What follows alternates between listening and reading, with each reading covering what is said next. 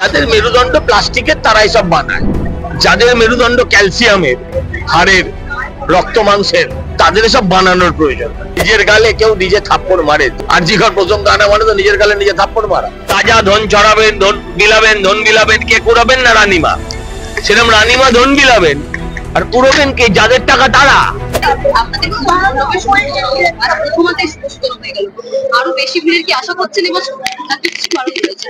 না না, কারণ অন্য কিছু না, ভিড়ের চাপ বাড়বে আমরা জানি। হ্যাঁ, তো সেই ভিড়ের চাপ যাতে মানুষ সবাই দেখতে পায়, সেই কারণেই এটা আগে শুরু। আর কোনো কিছুদিন আগে আমরা দেখতে পেলাম যে কিছু পুজো মণ্ডপে যারা মেরুদণ্ড থিমে রেখেছিল তারা কোথাও যেন অদৃশ্য কোনো চাপে পড়ে মেরুদণ্ড সরাতে বাধ্য হয়েছে।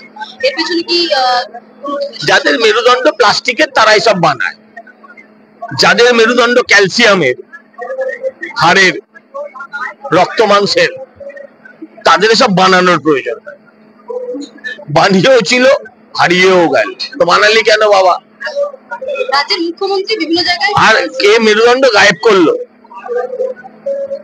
বাংলা সবচেয়ে বড় সোজা মেরুদণ্ডের লোক। আগে বলতো চোর, চোরেদের ডাকাত রানী, এখন বলছে মামনি।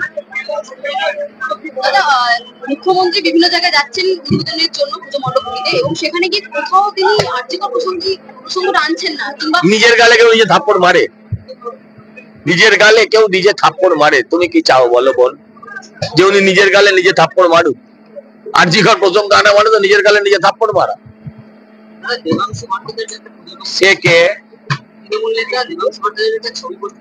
দেবাংশু ভট্টাচার্য নামে কোন তৃণমূল নেতা? চিনি না, সত্যি চিনি না, আমি কি বলবো তার নাম?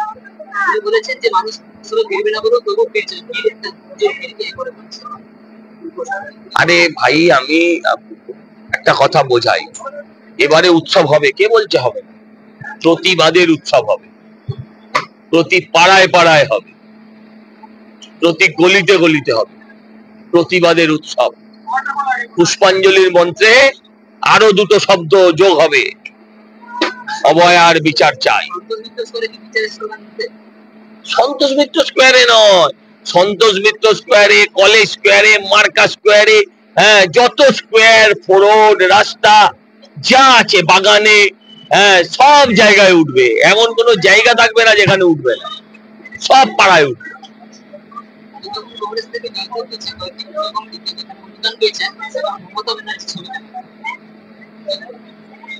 যেন এমন বলছে যেন মমতা ব্যানার্জি তার বাপের টাকা এনে দিয়েছে।